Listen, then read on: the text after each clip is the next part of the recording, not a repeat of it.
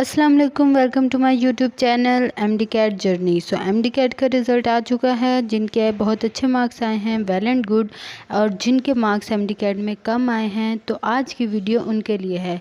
जिनके marks MD cat में कम आए हैं, आपने परेशान नहीं होना। इस वक्त आपने अपने माइंड को काम रखना है, रिलैक्स रखना है।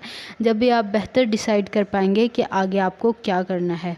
मुझे पता है कि आप सब इस वक्त बहुत परेशान होंगे, आपको मुख्तलिफ़ तरह के मशवरे मिल रहे होंगे कि ये कर लो, और आप बिल्कुल एक परेशान हो गए होंगे। सो आज की वीडियो मैंने इसीलिए बना रही हूँ ताकि आप खुद से डिसाइड कर सकें कि किस में आप अच्छी तरह एक्सेल कर सकते हैं और किस में आप सक्सेसफुल बन सकते हैं। ठीक है। सो आज मैं आपके साथ वीडियो में कुछ ऐसे फैक्टर्स शेयर करूंगी और अपना आपको ओपिनियन बताऊंगी। एंड पे डिसाइड आपने करना है कि आपको क्या करना है और आप एक अच्छा डिसीजन ले सकते हैं। ये टाइम आपके लिए बहुत इम्पॉर्टेंट है, क्योंकि अगर आप इसको सही से यूटिलाइज़ नहीं करेंगे तो आपका साल वेस्ट हो सकता है। और अगर आपने इस टाइम को सही से यूटिलाइज़ कर लिया, अपने माइंड को काम रखा, रिलैक्स रखा और एक सक्सेसफुल इंसान की तरह सोचा कि आपको अब आगे आपके पास क्या ऑप्शंस अवेलेबल हैं और आपको क्या करना चाहिए, तो इंशाल्लाह आप एक कामयाब इंसान बन जाएंगे और आप बिल्कुल सेटिस्फाई भी होंगे अपने डिसीजन से। सबसे पहले मैं आपके सामने कुछ फैक्टर्स रखती हूँ, आपको बताती हूँ कि आपके पास आगे क्या क्या ऑप्शंस अवेलेबल हैं। जनरल आपके पास 3 ऑप्शंस अवेलेबल हैं। फर्स्ट कि आप रिपीट कर लें। सेकंड वन इज़ कि आप जो है प्राइवेट एडमिशन ले लें एमबीबीएस में। ठीक है। And the third one is कि आप अपना फील्ड चेंज कर लें, एमबीबीएस के अलावा आप कुछ और कर लें। सबसे पहले हम बात कर लेते हैं कि अगर आप इतने पैशनेट नहीं हैं एमबीबीएस के बारे में और आप चाहते हैं कि भाई हम एमबीबीएस नहीं करना चाहते, हम कहीं और एडमिशन ले लेते हैं, तो आपके पास क्या क्या पॉसिबिलिटीज़ हैं। तो अगर आप एमबीबीएस नहीं करना चाहते तो भी आपके पास 2 पॉसिबिलिटीज़ आती हैं। एक है कि आप मेडिकल फील्ड में ही रहें, और सेकंड वन है कि आप जो है नॉन मेडिकल फील्ड चूज़ कर लें। मेडिकल फील्ड में ही अगर आप रहना चाहते हैं तो आपके पास बहुत से ऑप्शंस अवेलेबल हैं, बीडीएस, डीपीटी, फार्मेसी। उसके अलावा बहुत एएचएस के बहुत से डिपार्टमेंट्स होते हैं जिसमें आप एडमिशन ले सकते हैं और उनमें आप सक्सेस हासिल कर सकते हैं। And the second one is non medical field. इसके अंदर आप जो है जो मेजर जो ऑप्शंस हैं, ज़्यादातर सीए लोग करते हैं, चार्टर्ड अकाउंटेंसी, जो कि कहा जाता है कि मेडिकल स्टूडेंट्स के लिए बहुत मुश्किल है, लेकिन ये भी आप पर ही डिपेंड करता है। अगर आप कुछ करने का सोच लें तो फिर आप वो करके ही रहते हैं। बस आपका माइंड सेटिस्फाई होना चाहिए, दिल सेटिस्फाई होना चाहिए उस चीज़ को करने के लिए। And the second one is CSS. CSS आप कर सकते हैं कि आपने किसी भी सब्जेक्ट्स में ग्रेजुएशन की हो तो उसके बाद आप ये कॉम्पिटिटिव एग्ज़ाम होता है सीएसएस का, जिसको आप देकर आप कोई भी गवर्नमेंट जॉब, असिस्टेंट कमिश्नर वगैरह इस तरह की आपको जॉब्स मिल जाती हैं। ये आप डिसाइड करते हैं कि अगर आप एमबीबीएस नहीं करना चाहते। अब प्राइवेट एमबीबीएस करने का जो हमारा सेकंड ऑप्शन था, तो उसका ये है कि अगर आप अफोर्ड कर सकते हैं और आप नहीं चाहते कि आपका साल वेस्ट हो और आप एमबीबीएस ही करना चाहते हैं, तो आप प्राइवेट एमबीबीएस कर सकते हैं। ठीक है। और जो रिपीट करने का जो है, इसके बारे में मैं आपको कहूँगी ना, मैं आपको ये कहूँगी कि अगर आपके 160 प्लस मार्क्स हैं, या अगर आप पॉइंट्स की वजह से आपका एडमिशन रुक रहा है या आपके मार्क्स बहुत ही कम हैं, तो मैं ये नहीं कहूँगी कि अगर आपका पॉइंट्स की वजह से एडमिशन रुक रहा है तो आपको रिपीट करना चाहिए। और ना मैं आपको ये कहूँगी कि अगर आपके इस साल मार्क्स बहुत कम आए तो आपको रिपीट नहीं करना चाहिए। नो, ऐसा नहीं है। आपने जो पिछले साल तैयारी की, ठीक है, हो सकता है आपके कुछ जेन्युइन इश्यूज़ हों या आपने उस तरीके से तैयारी ना की हो इसलिए आपके मार्क्स कम आए, लेकिन अगर आप रिपीट करना चाहते हैं, अगर आपका पैशन है एमबीबीएस और आप चाहते हैं कि आपने एमबीबीएस ही करना है, तो अगर आप 1 साल लगा लेते हैं तो इसमें कोई बड़ी बात नहीं है। बस ये है कि अब अगर आप बहुत पैशनेट हैं और आपने बिल्कुल डिसाइड कर लिया है कि आपको एमबीबीएस करना है, तो आपको रिपीट करना चाहिए। इसमें कोई बड़ी बात नहीं है, रिपीट करें और किसी की बातों में ना आए। बस अगर आपने सोच लिया रिपीट करने का तो रिपीट करें और दिल लगाकर मेहनत करें, आपको इंशाल्लाह एडमिशन हो जाएगा। रिपीट करने के बारे में बहुत से लोग आपको कहेंगे रिपीट ना करें, कि बहुत इश्यूज़ होते हैं ये वो, तो इस तरह से आपने इन बातों पे ध्यान नहीं देना। देखें, आपने अपनी तरफ से फुल मेहनत करनी है, आगे आपको जो उसका रिवार्ड है वो अल्लाह ताला ने देना है। आप मेहनत करेंगे तो इंशाल्लाह आपको उसका बेस्ट रिवार्ड मिलेगा।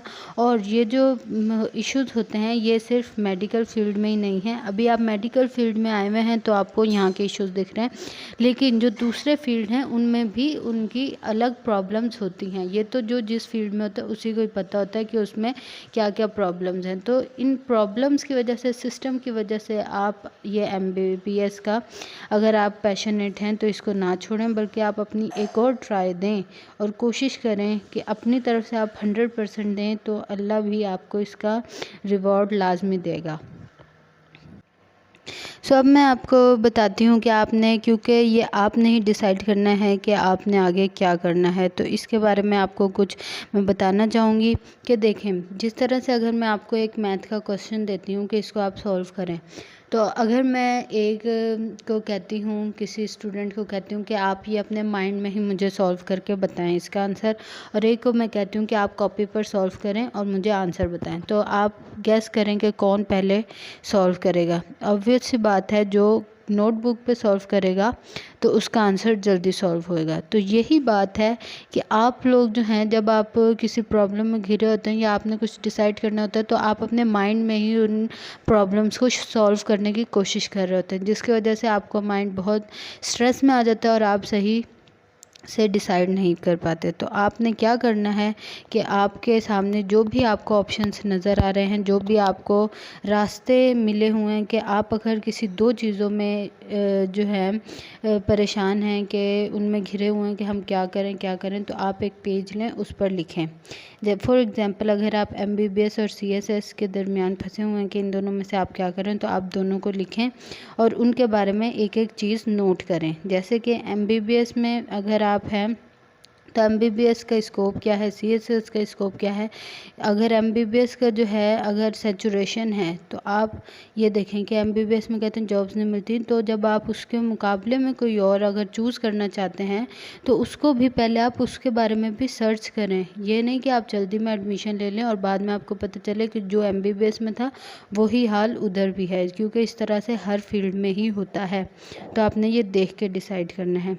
और सबसे इम्पॉर्टेंट चीज़ है कि क्या आपको दिल का सुकून किस में है, क्या करने से आपको खुशी मिलती है, किस में आपकी सेटिस्फेक्शन है, वो आपकी प्रायोरिटी होनी चाहिए।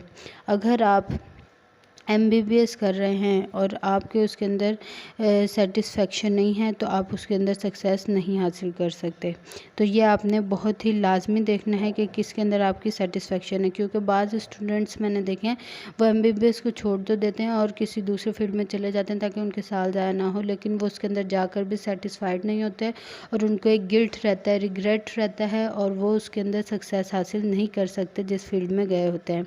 बस आपने ये देखना है कि जिस फील्ड में भी जाएं तो सेटिस्फाई होकर जाएं और एक खुशी के साथ जाएं कि आपने यही करना है और आप यही करना चाहते थे। इस तरह से आप हर फैक्टर, स्कोप, उसकी सैलरी, जो कि प्रायोरिटी नहीं होनी चाहिए लेकिन एक जैसे कि कुछ इंसान को चाहिए होती है, तो वो लिखें। उसके अलावा आप ये लिखें कि आपको किसके अंदर सेटिस्फेक्शन मिलती है, किसके अंदर आपको खुशी मिलती है। इस तरह से आप फैक्टर्स लिखें और फिर उन फैक्टर्स को देखते हो, जब आपके वो सामने नोटबुक पर लिखे हुए होंगे तो आपका माइंड उन्हें देखेगा कि वो एक सीक्वेंस में है, तो वो उन्हें जल्दी पिक करेगा और आप जल्दी उसको डिसाइड कर पाएंगे कि आपको क्या करना है। तो इस मेथड को आप लाजमी अप्लाई करिएगा और फिर डिसाइड करिएगा नोटबुक पर लिख के कि आपको क्या करना है। इंशाल्लाह आप खुद से डिसाइड कर पाएंगे कि आपको क्या करना है। और जब आप एक डिसीजन ले लें तो फिर उस डिसीजन पे डट जाएं, क्योंकि फिर आपको चाहिए कि जो आपने डिसीजन लिया है उस पर डट जाएं और फिर उसी डिसीजन के लिए आगे कोशिश करें और मेहनत करें। जब आप ऐसा कर लेंगे तो आपको फिर सक्सेस हासिल करने से कोई नहीं रोक सकता। तो आज की वीडियो में बस इतना ही। अगर आपको वीडियो अच्छी लगी हो तो वीडियो को लाइक कर दीजिएगा और आगे स्टूडेंट्स के साथ शेयर करिएगा ताकि उनको भी कुछ बेनिफिट हो इस वीडियो से। मिलते हैं नेक्स्ट वीडियो में। अल्लाह हाफिज़।